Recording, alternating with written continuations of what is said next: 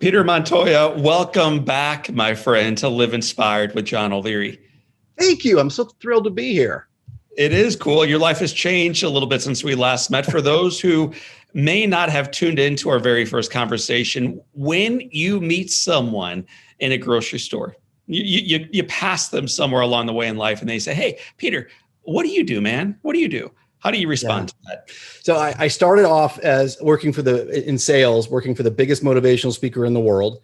Then I started an advertising agency. Then it transformed into a software company. I've started insurance businesses, CrossFit gyms, owned coffee shops, finance businesses.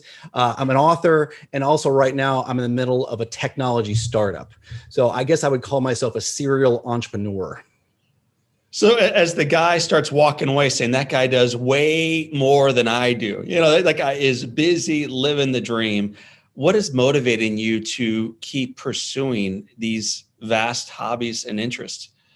So first of all, I have ADHD and just an absolute rabid curiosity. So when you are super curious, it also is directly correlated to creativity. And also I see lots of opportunity. So I see something that interests me and I just start diving down that road. I'm on the disc profile. I'm a high D, almost all D. Some I, some S, some C, but all D. So I basically go, I can do this. And then I just start plowing off into that direction.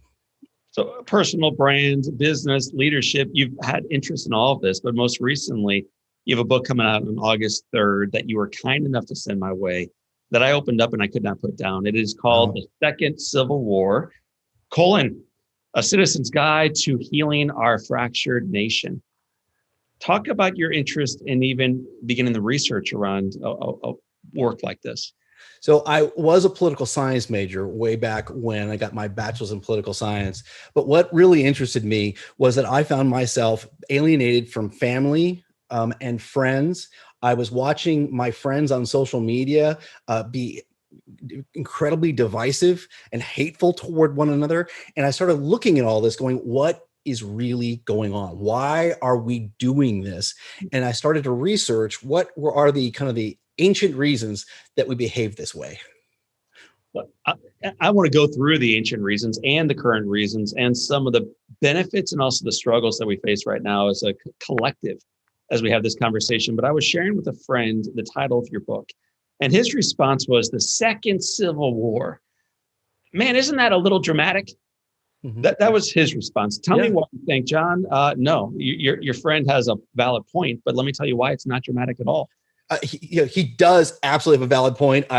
You're trying to create good work, long context, long form, investigative work. And then also, you have to get people's attention. So I'm trying to walk the balance beam with that, but he does have a point. It really is a little bit dramatic. And this Civil War isn't between institutions. It isn't like it was back in the 1860s, where it was over a very, very clear issue. It was over federal versus state powers and also over slavery. Today, it's not an institutional war. I called both the Republican National Committee and I called the DNC, and I asked them, do you want to obliterate the other party? Will our country be better without the other party? And both of them said, no, we don't. We want to beat them at the ballot box. We want to control power, but no, we don't want to annihilate the other party. So this second Civil War is actually a civil or social war. It's between friends and family. It's absolutely heartbreaking as I've been witnessing this the last 5 years. You shared a stat that blew me away because although my friend said, John, that title is, it's pretty grand. One of the stats shared within your book is that 1/3 of Americans believe that actually we are heading toward this. Whether it's around guns or abortion or what's taking place at the borders or what's taking place among race relations. Indeed, John and others, we are moving toward a civil war. 1/3 of Americans have a sense that is a reality. It's really very, very frightening. So in large part, this has been a cold civil war. Hot civil wars are fought with any form of violence, guns, bats, bombs. Those are hot civil wars. And last year we had about 35 deaths in riots, bombs or in shootings related to political division last year. Most historians say we need 1,000 deaths per year to be qualified as a hot civil war. But what's not at question is we're at a cold civil war. And in a cold civil war, it's everything else but violence. So it is shunning your friends. It is shaming people online.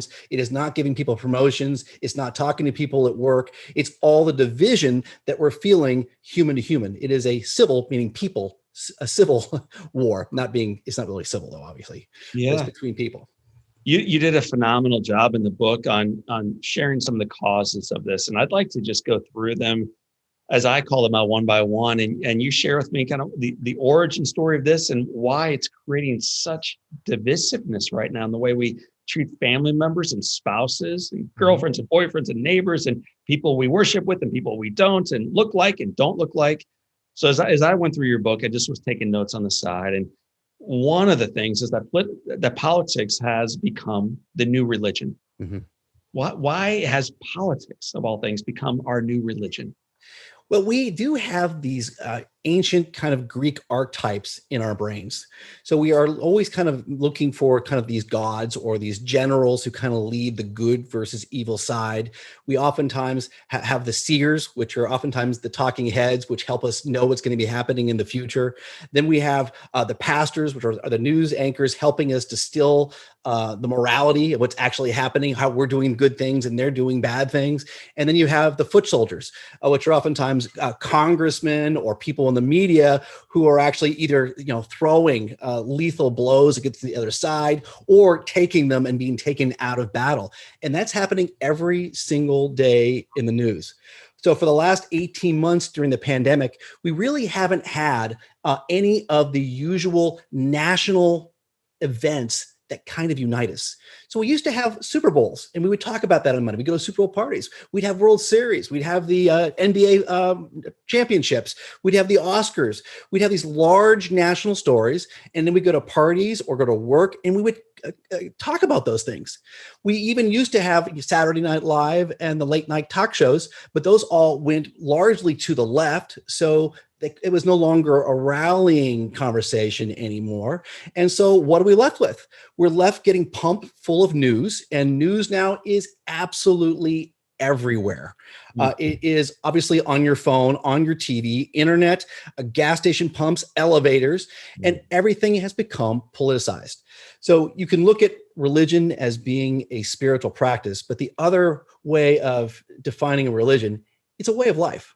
So for some people, skateboarding is their way of life. For some other people, it is their work is their way of life. And for a lot of people, politics has become their way of life. It is what all they think about, it's all they obsess over. And also church attendance dropped by 20% or so during the pandemic. And so all we're being left with is this kind of mythical battle that's being played out in real time in the news, where we get to root for our side as winning and the other side is being evil and losing. I've heard you refer to that almost like wrestling. When you used to watch Sunday morning wrestling and you'd have the good guys versus the bad guys and the commentators, and they were characters and we knew it was fake, or at least most of our listeners knew it was fake. But right now, we're not as convinced that indeed it is fake and that we are actually part of the show. And so I'd like to go through some of the other things I identified. You talked about 1980 being a turning point. It was the launch of the first ever 24-hour news channel.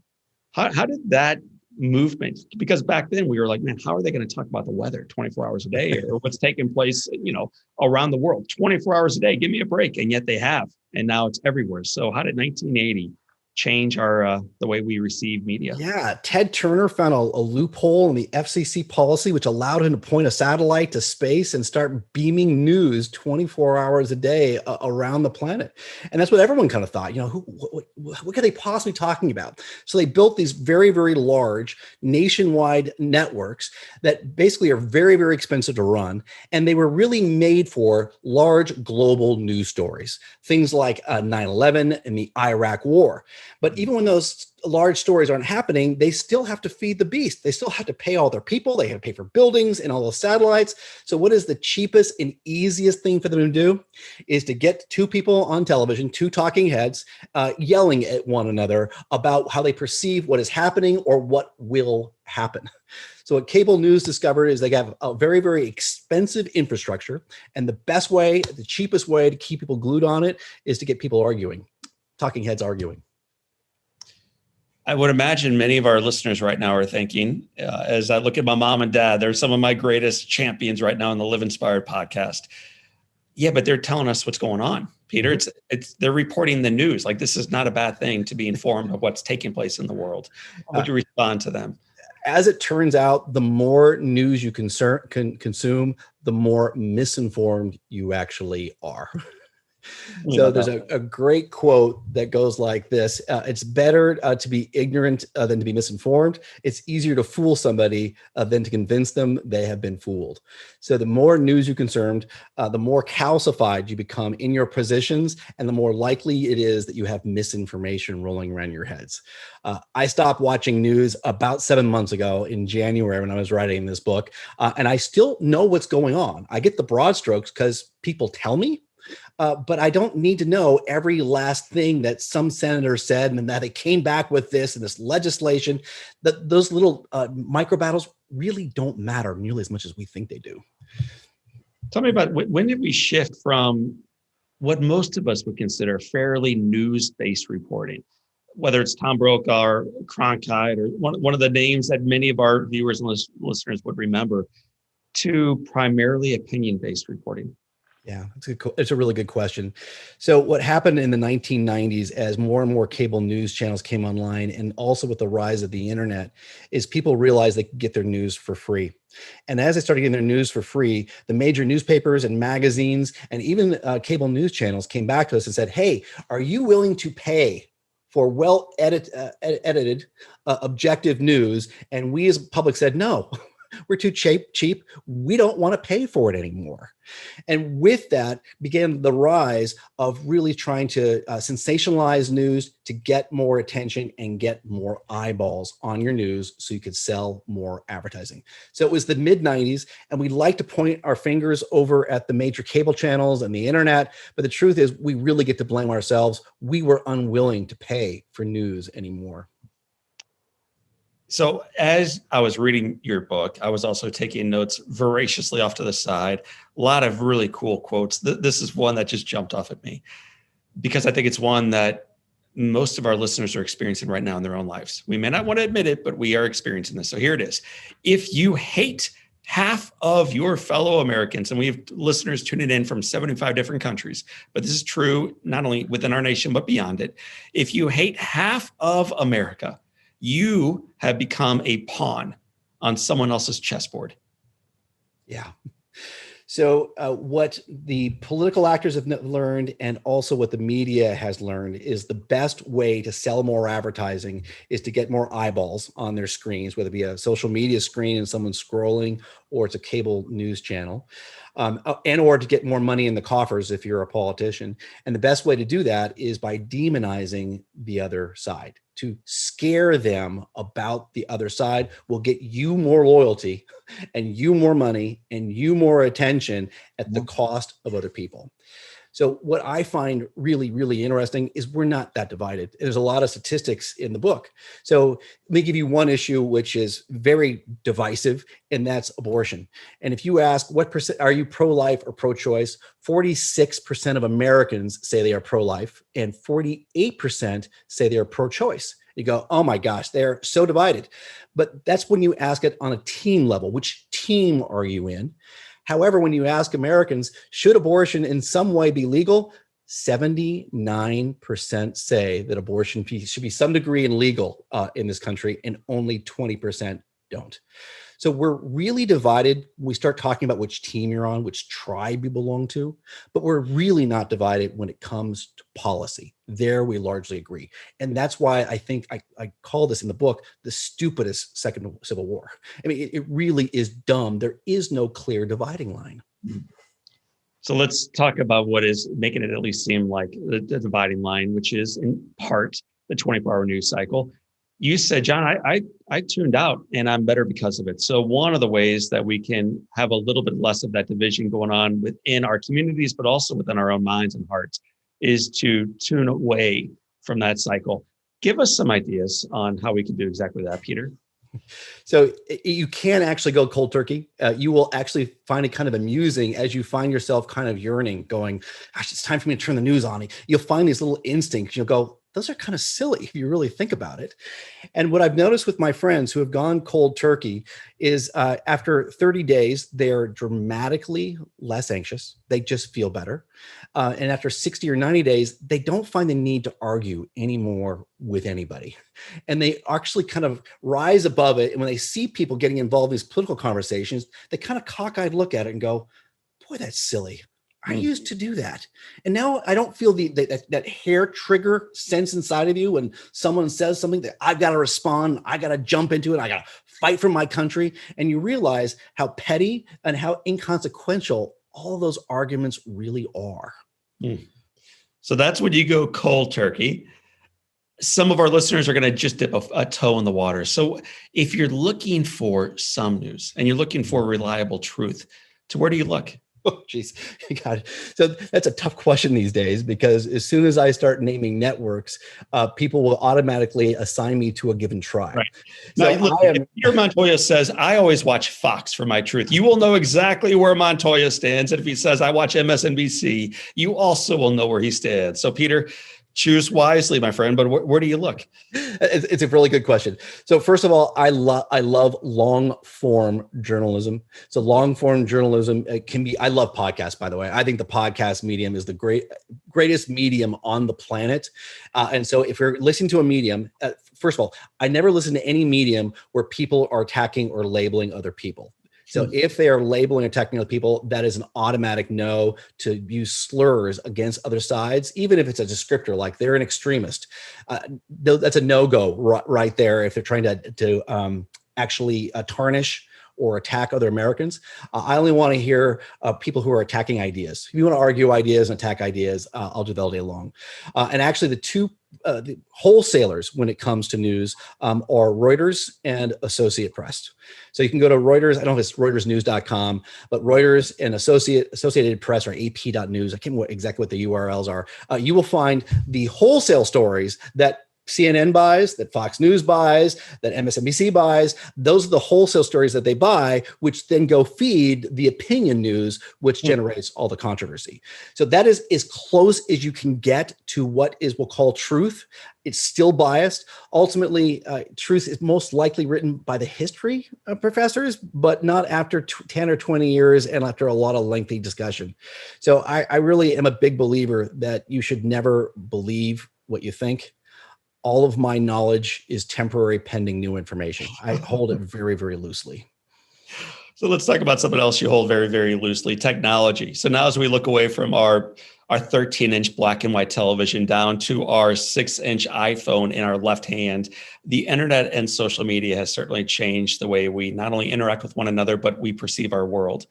In what ways has that been negative? It's obviously led us.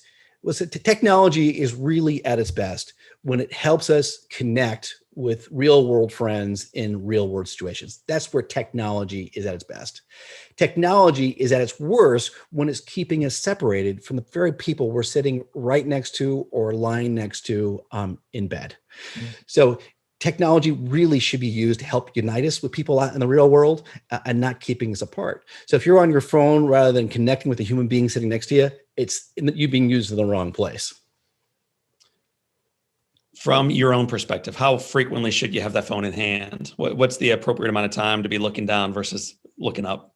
I'm really doing my best. I started noticing my phone behavior and I started tracking the hours. So on the iPhone, and I think it's also on the Android, you can tell how much time you spend on your phone. Do you know how much time you spend on your phone per day, John? Only because I went through this challenge with my family and was stunned what the answer was. At one point, it was like 4.5 hours. Yeah. And I'm on that for conference calls and everything else. And I thought I was the loser in the family. Turns out my son, Jack, who's listening in today, is the biggest loser. He had 1.7 hours of time on his phone looking down. Now, this is during the pandemic, Yeah. which means part of it is schoolwork, part of it is staying engaged with friends, part of it is seeing what's taking place in his own backyard and around the world. But if you're looking down for 7 hours, there's an awful lot of other things you're not doing. Yeah. So I think you said 1.7 hours for Jack. Did you need 7.1 hours? I meant 7.1. Okay. Yeah, exactly right. Got it. When I travel, I'm closer to 4 or 5 hours because I'm doing tons of email, checking flights, surfing the web because I'm bored at an airport, something like that. I was during the pandemic at 1.4 hours and change, and I've gotten it down to less than 2. And it's usually my rule is to only use the phone when I'm trying to facilitate something, like I need a flight or I'm looking for the weather. So facilitation of some other activity, and or I'm waiting. So like I'm at a gas pump or I'm at an airport, and I really have nothing else to do. That's my general rule of when I use the phone. And the biggest use I use on my phone is my Stitcher podcast app. That's my number one used application on my phone. Well, that seems like a pretty reasonable thing to be using. You wrote less about Stitcher and podcasts and a little bit more around social, and you tied to a degree, Peter, propaganda and social media. And there's a quote again. I love a whole lot of the quotes from within the book, but here comes another one. Propaganda is a monologue that is not looking for an answer, but an echo. Drop the mic, but after you pick it back up, tell me what that means.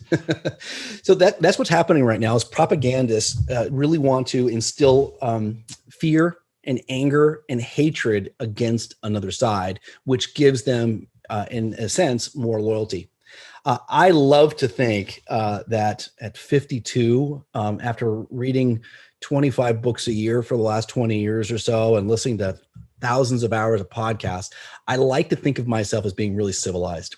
I like to think that I have really shed my ancient Neanderthal genes. And the truth is I haven't. I'm just really a shaved down ape at the end of the day with a meat computer for a brain. And I am, like we all are, incredibly tribalistic. So we are naturally lean toward judging other people. And I'll give you a simple instance. We've all been to a networking meeting or a cocktail party. We've walked in the room and started judging people. That person's too old. That person's too fat. This person's too rich. This person's a snob. This person, whatever we label people. And we've always called that judgmentalism. And what it really is our tribalism. So we are constantly looking and evaluating people who come into our orbit. Are they with us or are they against us? That is the primary question that's running in our subconscious all of the time. And I used to think that tribalism and even racism had to be taught. That was one of those quotes is out there a lot. Racism is, you're not born into racism, you're taught racism. The truth is, we probably are born that way. We are born tribalistic and even racist. And we have to constantly remind ourselves that others are actually human just like us, and they belong with us, and we got to include them in our tribes.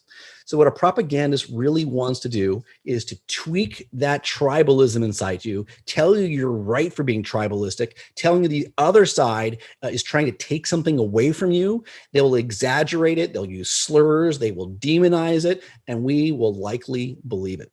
So that's the propagandist's job, is to get more attention for them by demonizing somebody else. So the obvious fix, one of them, is to put the phone down and flip it upside down, but that doesn't really solve the real problem here, which is an innate born this way. Mm-hmm. So how do you learn a better way, or how do you unlearn tribalism? So you got to look at all the different institutions that are in place in our country, and what they have to do on a very, very regular basis to get us to be less tribalistic. So the founding principle of our country is all people, all men, all people are created equal. And we are, that is stuffed into our brains. Every single day when we go to school, we pledge allegiance to the flag, which is a symbol of our country, which basically says, I'm staying loyal not only to the government and to the president, but also to all the people. Then we go to church each and every Sunday, and we're taught the golden rule, which is to love other people and to love your neighbor as you do your God. We are constantly having to be pounded on this message in various different ways. You even go to kindergarten and you watch Sesame Street, and they talk about sharing and how all people are the same. There is a constant, nonstop message that's been created at the government, media level, religious level, education level, to help remind us that all people are equal and we should be kind and provide equal opportunity to all. Isn't that amazing? When you hear all that, you go, oh my God, they do. It's So been beaten in my head. then the follow-up is it working? And how do we make it work better? Yeah. So obviously what's happened right now is the advertising model has really gotten very, very corrupt. So lots of media, and by the way, I'm using some broad statements here, and not all media is bad. And when I say media, I mean social media, internet, magazines, newspapers, books. And I like a lot of the long-form stuff. There's a lot of good journalists out there, a lot of good authors these days are trying to bring people together. But a lot of the biggest players in the media have learned they can get more attention by actually sowing hate. So they're selling outrage porn. We probably all either know somebody or have parents who are lined up in front of the TV starting at 5 o'clock to get their daily meal of outrage. And so they go watch 4 or 5 hours of it. They sit there and stew with themselves. They might talk to their friends about how awful the other side is. They go to bed angry, and then they get up in their cars and they go to work listening to more of the same things. And they're just getting pumped full of fear. So what a lot of media's learned is the best way to sell advertising is keep people afraid and outraged. So if you are identifying that in yourself and you're going, oh gosh, I think that might be me, you might realize that you are in a soup of fear and toxicness, and it might be time to pull yourself out. I'm gonna share another quote I wrote down. This one's not in front of me, so it's going to be a little bit off kilter, but you'll remember it. If you've ever read history and wondered why so many people were willing to do evil things, fear was probably the cause of it. Yeah, it certainly was. We as human beings have got our primary directive, and our primary directive is to survive. And so how we survive is by making sure we keep ourselves abreast of anything that might harm us or hurt the people in our tribe. So news is basically gossip, but gossip now on steroids through the internet or the airwaves. And so we're constantly on guard to listen for more news that actually might fill our need to keep ourselves safe. However, when you start dissecting most news and going, okay, is this news really essential to my survival? Nope. Probably not. Is it going to change how I live my day? Well, maybe the traffic and the weather do, but otherwise, most of the stuff that we see and think is newsworthy really isn't, because it doesn't actually change the decisions you make on a day-to-day basis. It isn't really keeping you safer. It's actually making you more afraid, more anxious, and more likely to respond or fall victim to some really bad propaganda leader. You went through in one of the earlier chapters, and we're already past it in the interview, but you went through and you described our belief that the ultimate leader, right, the president, that he or she will have a dramatic influence over every single aspect of our lives. And then you took it all the way back to Eisenhower, and you went through the Republicans and the Democrats, and shockingly showed, at least economically, how little impact they had in our lives. Could you just share a few of those stats or the overall context of that conversation? I will. So yes. So we kind of have this feeling that when we're voting for a president, that the future of the nation is at stake.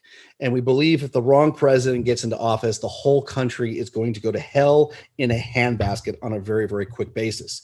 However, when you look through the prism of time, in history, you realize that presidents actually have a very, very little effect. So we look at the average annual GDP growth by president, and most presidents range between 1% and 4%. And you look at the presidents and you go, there really is no rhyme or reasons. And oftentimes you see these long slopes over the course of decades that really don't have any attachment to presidents. Then you look at the average freedom score. We think our freedoms are being taken away. Once again, it doesn't change much between 6 and 7 points on average on their scale is what it is. Then you look at the average unemployment rate, and it ranges on average between 2 and 5% from 1945 to 2017. Then you look at economic growth, and economic growth is about the same. So we look at these things and go, oh my gosh, this president is going to be awful. It's going to be absolutely terrible. And we realize it just isn't so. So why do we care so much? Why do we start? I'm already dreading it. And just starting probably next year, we're going to start the next presidential cycle, and I'm already dreading it. Why do we pour billions of dollars and hundreds of hours into presidents? And the truth is because our president has become a avatar for our status. So when our president, our side is in office, well, then we have higher status and we are the good team. We are winning the power war, and symbolically and psychologically, we think we're winning. So the president is really not about policy. It really isn't about even ideals. What it really is on, do you get psychological benefit by knowing that your tribe is winning? Well, I'm glad you brought up the politics side, and it's, of course, having an effect not only financially and on the freedom scores, but also on culture. One of the terms you drop several times within the book is cancel culture. I would imagine most of our listeners and viewers know exactly what cancel culture is, but would you tell us what cancel culture is? Yeah, cancel culture is when you have the term I like using is mob character assassination. And mob character assassination is where groups of people usually start rallying together to get somebody thrown off or fired. And we've really come to think this has been kind of a new phenomenon that's been happening just since 2000. But I've got stories that happened to Howard Cosell back in the 1980s when he mistakenly, I really believe sincerely, accidentally called a black man, referred to him as a monkey. He used to play with his grandkids, and he would call his kids little monkeys. And then he mistakenly used that word to describe a player, and he was almost thrown off the air. Happened to Jimmy the Greek, the Dixie Chicks, J.K. Rowling. It's happened both on the left and on the right. And what's happening more now is with the social media and with the algorithm, there comes an effect where somebody does something that can be interpreted as being wrong. And then someone else who, the general public identifies that and says, hey, this is what this person did wrong. Look at how bad they are. And they actually get attention from that. So when you find a legitimate way to be grieved, you get kind of vaulted because you are the person who called out the other bad actor.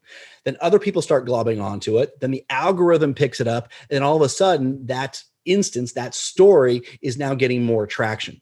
The social media companies realize, well, eyeballs are eyeballs. And as long as you're spending time on our platform, we get to sell more advertising. So it's in their interest to keep promoting those stories. And what happens with mob character assassination is there's no deliberative process. There's no time for a discussion. There's no finding out of the facts. It is just you become the judge. What is that? Judge, jury, and executioner. Yeah. And so what we really want are systems of accountability, which means something happens. We then have investigators who go and investigate it and say, here's what really happened. Then we deliberate over it. And then hopefully as a society, we realize here's the moral learning we take from this. And if that person apologizes and they say, hey, I made a mistake, great. You made a mistake. We all make mistakes. Great. We now know that we don't call people monkeys during a sports broadcast, and we can move on without trying to take your hide out. Virtue signaling. Some of these words showed up in double font in your book. So talk about virtue signaling. So virtue signaling is believed when people do things simply to symbolize they're part of a tribe. So I think it's tribal signaling. But the inference with virtue signaling is that it's insincere, that you're only doing it to fit in. So one of the questions I love asking people, and I ask, why do you believe what you believe? When it comes to social events or politics, why do you believe what you believe? John, do you want to answer that question? Well, raised in the house where I was raised by the parents that I was raised by, going to the school that I went to, reading the books that I have, tuning into the podcasts and news stories and books that I have. And then the personal life experience that I have has informed how I show up every day. Yeah. Those are all as a white Midwestern middle class American man. So yeah. I recognize some of the weaknesses of seeing the world only through my mindset and my eyes. So it is in part due to all of the different inputs that you've had, which are family and friends and books and school. And also it's all the media you consumed. Those are all absolutely true. And at the end of the day, the reason we believe what we believe is we believe to belong. So we like to think that we are all very unique critical thinkers and that we have unique political opinions. But for most of us, and this includes myself, is I don't think I've got a single unique idea in my head. I think that I've probably stolen every single idea. cryptomnesia is what they call it. That's where you get an idea for somewhere else. You've forgotten that you've gotten for somebody else and you share it as if it was your own. So I've got a lot of cryptomnesia. So the reason we believe what we believe is so we fit in with our peers. And what happens with tribal signaling or virtue signaling is oftentimes we looked at wearing a mask or wearing a flag pin, and those became unfortunately virtual signaling as to being to demonstrate what tribe you belong to, when it really was hopefully just rather a scientific matter in the first place. So I really come to believe that we all are always virtue signaling. It isn't insincere. We do it as part of our default mechanism because in our ancient brains, if we don't belong to a tribe, expulsion equals death. So I was asking a couple colleagues that I work with to check out the book ahead of time and also to send me a few questions that I could ask on their behalf. Oh, cool. And my friend Heather beat everybody else to the punch, and she sent in this question. Please ask Peter, how do you ask questions and try to understand where the other side is coming from without offending in a climate where honest questions can get you canceled? Yeah. Oh, that's a great question. So glad she asked it. So increasingly, I've stopped asking political questions altogether because they really can be used more to signal, what side you're on versus who you are and what you're about. And so there's a lot of really good books on questions. John Maxwell's got a fantastic book on questions. I've got a spreadsheet now where I just collect questions. And so now when I meet with somebody, rather than saying, hey, what do you think about the election? I can say, what did you learn about your partner during the pandemic? And I can get a sense of really who they are rather than what tribe they belong to. Mm-hmm. Now, if I do find a good thought partner, who's someone who has a different opinion than mine, I usually will set the table. Here's how I set the table. Hey, I would love to ask you some questions about what you believe. But before we get into it, first of all, I want you to know the following. I have no interest in changing your mind. And please don't try to change my mind. And number two, I have no interest in winning. People debate to find out who is right. People have discussions to figure out what is right. And so I want to have discussions to figure out what is the best policy or the best idea or another insight, not to make anybody wrong. And with those two or three little principles. The difference between a discussion and a debate. Yeah. So debates, we see debates on TV, and so that's kind of what we model, and we think we're supposed to do it that way. And that's not how we used to do it.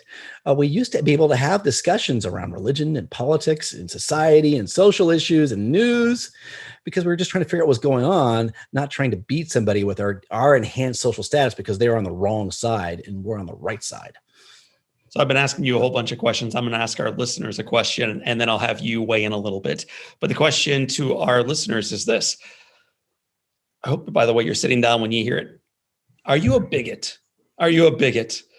And let me define it for you because it shows up in Peter Montoya's book. A bigot is a noun. It is a person who is intolerant of or biased against dissimilar creeds, beliefs, or opinions. Someone who is irrationally and flexibly connected to a conviction, a judgment, or a faction. In particular, antagonism or prejudice against others based on their belonging to a particular group. So, Peter Montoya, if that is the definition of a bigot, it probably suggests that just about all of us, unfortunately, are. Yeah, I think that heard the definition of bigotry. I assumed it meant only being racist. I think I'm one of these people who goes and looks up word in the dictionary. And so I pulled that word up. I looked at the definition and I realized that I was a bigot, that I had shamed and shunned people based on their religious, political, or social preferences. And it was a real hard look in the mirror. And I came to realize that bigotry is bigotry. We look at racism as being absolutely and completely taboo. If most people were to use a racial slur, we probably wouldn't talk to them ever again. However, it's become okay for us to use political slurs. We can call somebody a blank tard or an extremist or a racist or a kook or an idiot or a fool. And those words, for some reason, are okay in our society. And I'm here to say they're no better than using a racial slur. Every time you slur another American, even if it's in your own mind, just in your own mind, you really are helping our adversaries. The 2 or 3 biggest winners in the last 5 years are Iran, North Korea, Russia, and China. So if you are consuming media that spends most of its time demonizing other Americans, and that's how you think too, I swear to you, you are not helping America in any way. We think that to fight for our country is to argue with somebody else and to make them wrong. The only way to change somebody else's mind is through a relationship. It's by getting close to them, empathizing with them, understanding their point of view, and having enough time with them that you get to share yours. Arguing is by far and away the worst way to try to change somebody's mind. So are you trying to tell me that posting that someone's wrong on Facebook or Twitter doesn't usually get the job done? It does not. I mean, all that really serves to do, the only reason that when you do that is to get a bunch of people saying how right you are and making you feel good about being an extremist. And that's the good news about being an extremist, is you get to imagine that all the bad things in the world are on the other side and that you are on the good side by making them look bad. That's what extremist behavior looks like, is when you post things solely so you can get people saying how great and wonderful you are and giving you likes.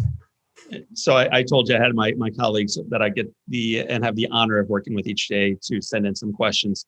This one, I think, ties to what we're talking about right now. It comes in from Sandy, who works here and is awesome. And the question is, you, Peter, probably haven't experienced many of the hardships that are at the root of the Second Civil War. What have you done to educate yourself and equip yourself to offer solutions and to connect with others who are experts and have suffered some of those struggles? Oh, yeah, it is a really good point. I am incredibly insulated here in the suburb in Orange County, California, and I haven't suffered. I haven't been on the front lines. So she is absolutely right. I am a huge consumer of any kind of media that helps me understand the plights of other people, and more importantly, empathize with other people. So I probably consume about 2 hours of content per day. And that either by podcast. I love documentaries, YouTube channels. My gosh, there's so much information and insight on those things. And then also I ask a ton of questions. So when I get somebody on the phone, I'm not asking questions so I have the opportunity to share my opinion. I ask questions to really understand somebody else's point of view. That's why I ask questions. Peter, how have you trained yourself to do that? What you're suggesting seems obvious.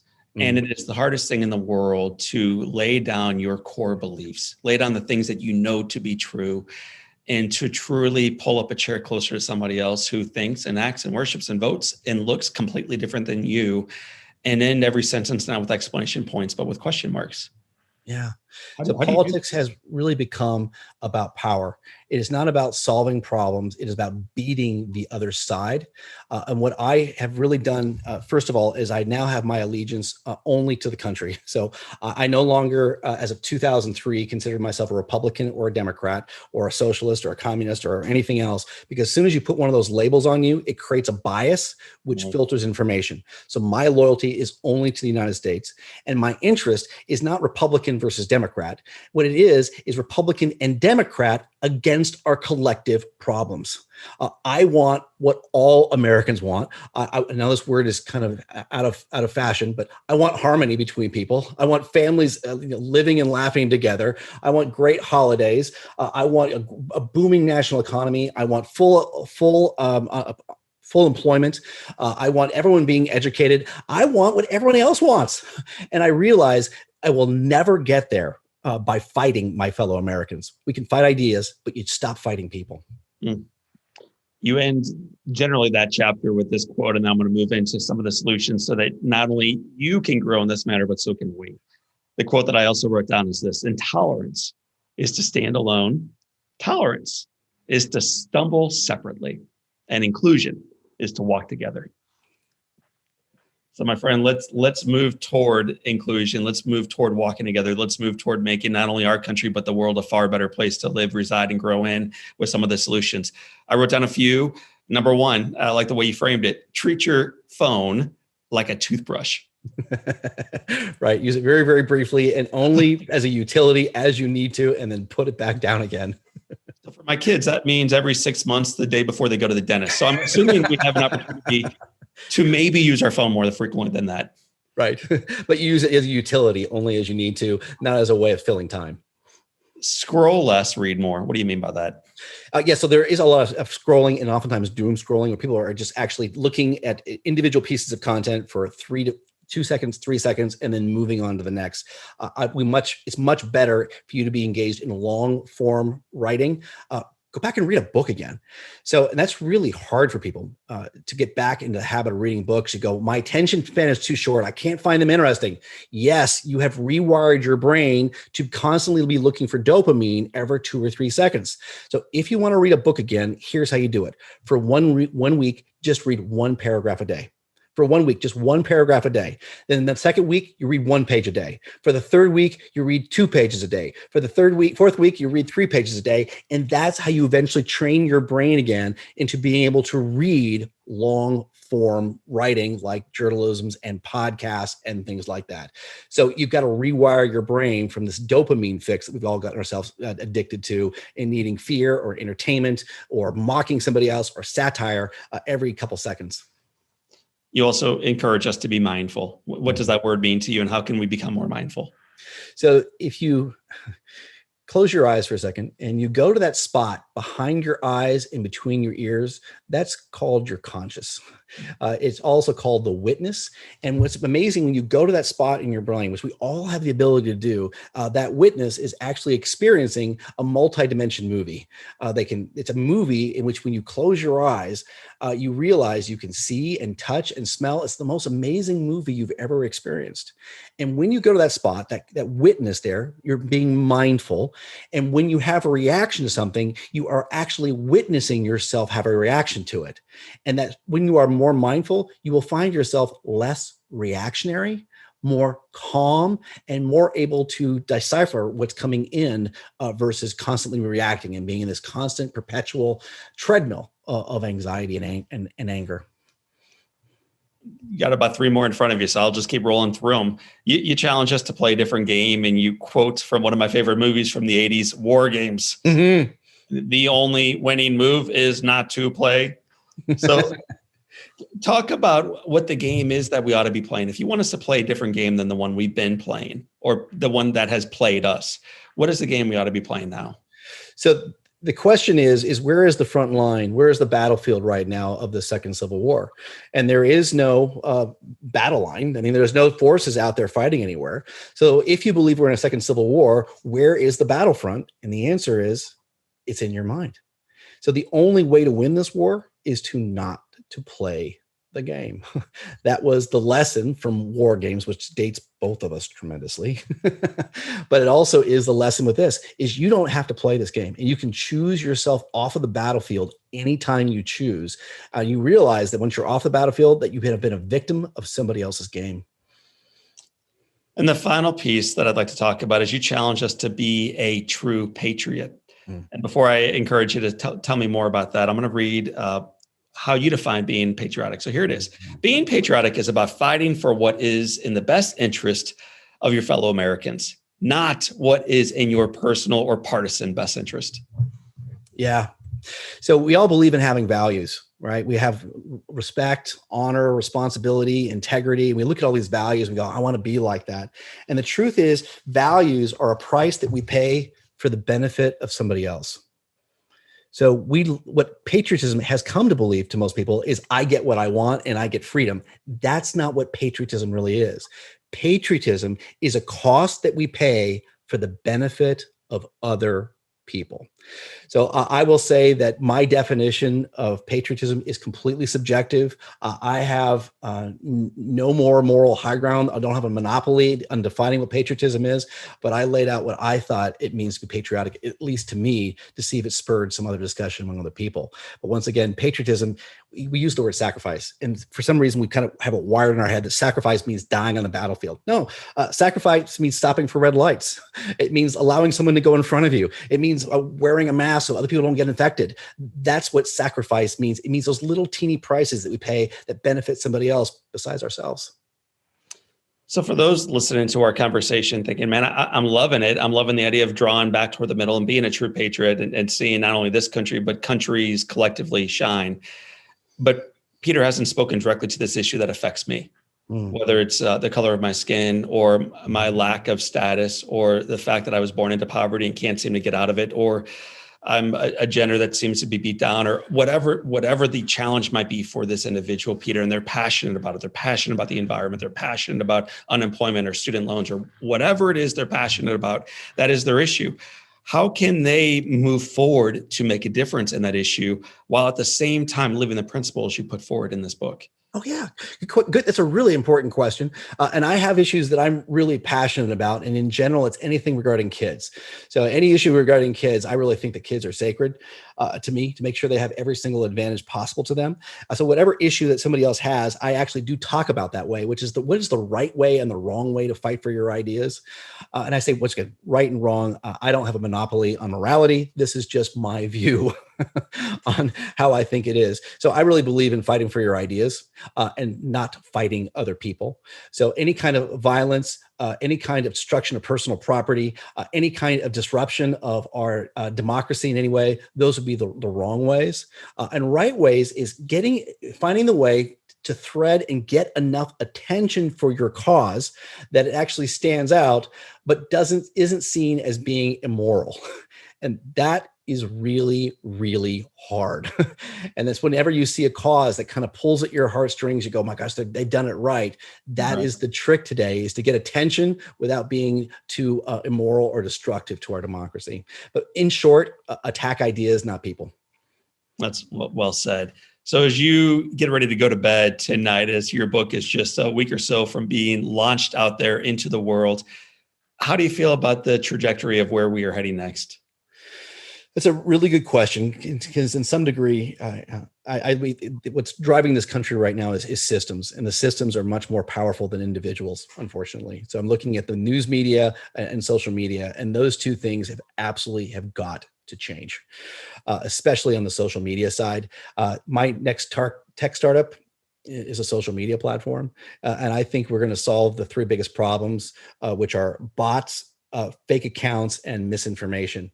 And then we've got a system to do that. Now, the chances of our succeeding and actually getting any purchase in the marketplace is at best 1 out of 20, but I'm going to go down swinging to see if I can at least introduce the ideas into the marketplace to reform social media. It's really hurting us. It's not only bad for the United States, there's 5 or 6 countries around the world where it's upended their democracies and actually unleashed violence.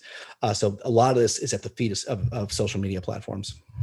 So as we wait for you to roll out that product, where can we learn more about you and the book that you wrote? Oh, thank you so much. I was a personal branding guy before I wrote books about politics.